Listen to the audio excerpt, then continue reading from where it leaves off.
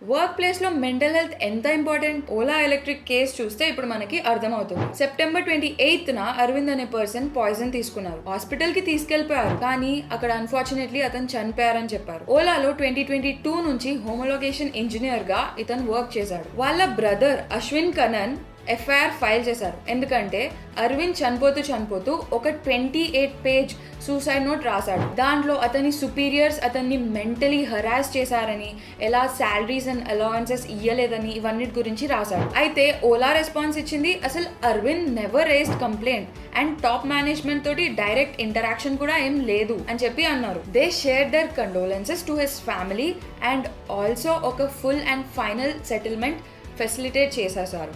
They also challenged the FIR by filing a petition in the Karnataka High Court. Ola challenge చేసింది కాబట్టి high court వాళ్ళకి protection orders ఇచ్చింది. ఏమని? మీరు మీ ఇన్వెస్టిగేషన్ చేసుకోండి, కానీ భవిష్ అగర్వాల్ అయితే ఏం హార్మ్ చేయొద్దు. ఈ కేసు వల్ల టెక్ ఇండస్ట్రీ మొత్తం వాళ్ళ ఎంప్లాయీ వెల్ఫేర్ గురించి మళ్ళీ ఆలోచిస్తుంది. కార్పొరేట్ కల్చర్ మీద ఎంప్లాయీ మెంటల్ హెల్త్ డిపెండ్ అవుతుంది. ఇప్పుడు ఓలాది కార్పొరేట్ కల్చర్ ఎలా ఉందని చెప్పేసి మనకి ఇన్వెస్టిగేషన్ తర్వాత బయటకు వస్తుంది.